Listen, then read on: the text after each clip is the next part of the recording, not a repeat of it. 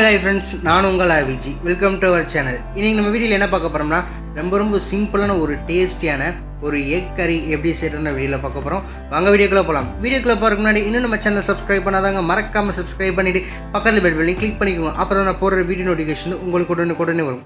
வாங்க வீடியோக்குள்ளே போகலாம். இப்போ ஃபஸ்ட்டு வந்து நம்ம கடாயை ஹீட் பண்ணிக்கலாம். ஹீட் பண்ண கடாயில் ஒரு 2 டேபிள் ஸ்பூனில் நம்ம ஆயில் சேர்த்துக்கலாம். நீங்கள் எந்த ஆயில் வேணால் யூஸ் பண்ணிக்கோங்க. ஆயில் சேர்த்ததுக்கப்புறம் நம்ம லைட்டாக கடுகு ஆட் பண்ணிக்கலாம். கடுகு நல்லா பொரியிற வரைக்கும் நம்ம வெயிட் பண்ணிக்கலாம். கடுகு பொரிஞ்சால் தான் அதோட டேஸ்ட்டு அந்த நம்மளுக்கு சாப்பிட்றப்ப கிடைக்கும். அதனால் கடுகை நல்லா பொரியட்டும். இப்போ கடுகு நல்லா பொரிஞ்சிருச்சு. இன்னும் கொஞ்சம் நல்லா எல்லா கடுகும் பொரிஞ்சதுக்கப்புறம் நம்ம பட்டை வகை சேர்த்துக்கலாம். ஒரு துண்டு பட்டை, ஒரு கிராம்பு, கொஞ்சம் சோம்பு ஆட் பண்ணிக்கலாம். ஆட் பண்ணிவிட்டு கொஞ்சம் கல்பாசம் நல்ல ஃப்ளேவருக்காக 2 துண்டு கிராம்பு, ஒரு சின்ன பட்டை, அப்புறம் கல்பாசம், சோம்பு இதை மட்டும் ஆட் பண்ணிவிட்டு அப்புறம் நம்ம பாயில் பண்ணி வச்சுருந்த முட்டையை அப்படியே கட் பண்ணி பரட்டி போட்டு நம்ம வேக வச்சிடலாம். இதிலே நல்லா அப்படியே ஃப்ரை பண்ணணும். வேக வச்ச முட்டை தான் யூஸ் பண்ணணும். இது ஒரு டிஃப்ரெண்ட்டான ஸ்டைலில் இருக்கும். ஆனால் டேஸ்ட் உண்மையிலே வேறு லெவலாக இருக்கும். கண்டிப்பாக ட்ரை பண்ணி பாருங்கள். இது ஓரளவு ஃப்ரை ஆகட்டும். இப்போ ஒரு நல்லாவே ஃப்ரை ஆகிடுச்சு. இப்போ நம்ம லைட்டாக திருப்பி விட்டுக்கலாம். எல்லாத்தையும் மொத்தமாக திருப்பிடாதீங்க. அப்பப்போ லைட்டாக அந்த மாதிரி தள்ளி விட்டுட்டு லைட்டாக கலந்து விட்டுக்கோங்க. முட்டை அதே சமயம் உடஞ்சிடக்கூடாது, பார்த்துக்கோங்க. இந்த பார்த்தீங்களா, அந்த எக் யாக் எல்லாமே நல்லா அப்படியே கோல்டன் ப்ரௌனாக வந்திருக்கு. செம்மையாக உள்ள குக் ஆகிருக்கு, நல்லா ஃப்ரை ஆகிருக்கு. இந்த ஸ்டேஜில் ஆனியன் ஆட் பண்ணிக்கலாம். சின்னதாக சாப் பண்ணி வச்சுருந்த ஒரு மீடியம் சைஸ் ஆனியன் ஒன்று எடுத்து அதை அப்படியே நம்ம இதிலே ஃப்ரை பண்ணிக்கலாம். இது டிஃப்ரெண்ட்டாக இருக்கும் ஸ்டைல் குக்கிங் மெத்தடு. ஆனால் டேஸ்ட் உண்மையிலே சூப்பராக இருக்கும். இதை அப்படியே ஆனியன் நல்லா ஃப்ரை ஆகணும். இப்போ ஆனியன் நல்லா டிரான்ஸ்பரண்ட்டாக ரெடி ஆகிடுச்சு. இதை அப்படியே நம்ம லைட்டாக முட்டையை நம்ம நல்லா திருப்பி போட்டுக்கலாம். பார்த்தீங்களா, அந்த உள்ளே நம்ம திருப்பி போட்ட சைடு நல்லா குக் ஆகிருக்கு, நல்லா ஃப்ரை ஆகிருக்கு. அப்படியே நம்ம லைட்டாக திருப்பி போட்டுடலாம்.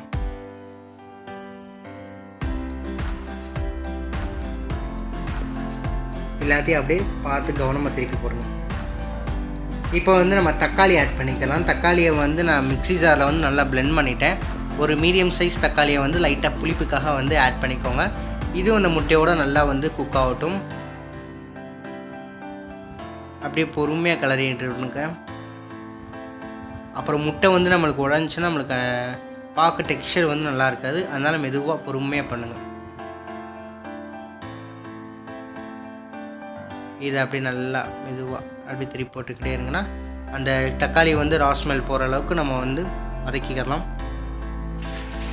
இப்போ நல்லா வதங்கிருச்சு. இந்த ஸ்டேஜில் நான் ஆயிலில் 1 டேபிள் ஸ்பூன் ஆயிலில் மல்லிப்பொடி, சீரகப்பொடி, லைட்டாக மஞ்சள் பொடியை போட்டு நான் மிக்ஸ் பண்ணி நல்லா கொஞ்சம் ஆயிலில் ஃப்ரை பண்ணிவிட்டு அதுக்கப்புறம் நான் ஆட் பண்ணிட்டேன். நீங்கள் பொடியாக போட்டுக்கிட்டீங்கன்னா உங்களுக்கு அங்கங்கே நின்றுடும். அதனால் நீங்கள் இந்த மாதிரி ஃப்ரை பண்ணி போட்டிங்கன்னா அந்த ஆயில் மிக்ஸ் ஆகிறப்ப உங்களுக்கு எல்லா பக்கம் ஈவனாக மசாலா போயிடும். அதனால தான் காரத்துக்கு நீங்கள் மிளகு பொடியும் லைட்டாக ஒரு 1/2 ஸ்பூன் மிளகா பொடியும் லைட்டாக கொஞ்சம் மிளகு பொடி ஆட் பண்ணிங்கன்னா உங்களுக்கு டேஸ்ட் சூப்பராக இருக்கும். இதை அப்படியே கலந்து விட்டுக்கோங்க. அவ்வளோதான். இது அப்படியே கொஞ்ச நேரம் நல்லா குக் ஆகட்டும். 5 மினிட்ஸ் மட்டும் மீடியம் ஃப்ளேமில் வச்சு நல்லா குக் பண்ணிக்கோங்க. அவ்வளோதான். ஒரு எல்லாமே நல்லா ரெடி ஆகிடுச்சு. இந்த ஸ்டேஜில் மிளகு பொடி ஆட் பண்ணிக்கோங்க. லைட்டாக எனக்கு இன்னும் கொஞ்சம் கலருக்காக நான் லைட்டாக டர்மரிக் பவுடர் ஆட் பண்ணிக்க, மஞ்சள் தூள். அவ்வளவுதான். நம்மளோட முட்டை நம்மளுக்கு ரெடி ஆகிடுச்சு. இப்போ நம்ம தேவையான அளவு உப்பு ஆட் பண்ணிக்கோங்க. நீங்கள் ஃபைனலாக எந்த ஒரு டிஷ் செஞ்சாலும் சரி சால்ட்டு நீங்கள் லாஸ்ட்டில் ஆட் பண்ணிங்கன்னா உங்களுக்கு நல்லாவே ஃபீல் ஆகும், நல்லா சூப்பராக இருக்கும். நீங்கள் ஆனியன் வதங்கிறதுக்கு கொஞ்சம் உப்பு அந்த மாதிரி எதுவும் போடாமல் ஃபைனலாக மட்டும் சால்ட்டை ஆட் பண்ணுங்கள்.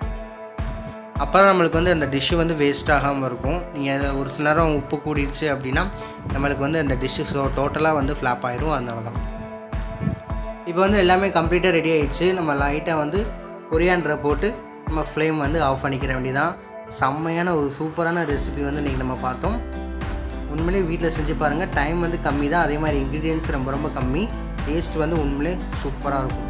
இதை அப்படியே நம்ம சொல்ல சாப்பிட வேண்டியதான். சப்பாத்திக்கு, பூரிக்கு, தோசைக்கு சூப்பராக இருக்கும். அப்படியே சர்வ் பண்ணிட வேண்டியதான். அவ்வளோதான் ஃப்ரெண்ட்ஸ், நம்மளோட டேஸ்டியான ரொம்ப ஒரு சூப்பரான ஒரு எக் கறி எப்படி பண்ணுறது அந்த வீடியோவில் பார்த்தோம். இந்த வீடியோ பிடிச்சினா வீட்டில் ட்ரை பண்ணி பார்த்துட்டு ஃபீட்பேக்காக மறக்காமல் கமெண்ட் பாக்ஸில் கமெண்ட் பண்ணுங்கள்.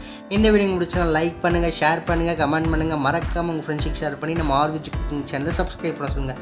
சப்ஸ்கிரைப் பண்ணிவிட்டு அப்படியே பக்கத்தில் பெல் பட்டன் கிளிக் பண்ண சொல்லுங்கள். அப்போ தான் நான் போகிற வீடியோ நோட்டிஃபிகேஷன் உங்களுக்கு உடனே வரும். இன்னொரு அருமையான ரெசிபியில் நம்ம சந்திக்கலாம். தேங்க்ஸ் ஃபார் வாட்சிங் திஸ் வீடியோ.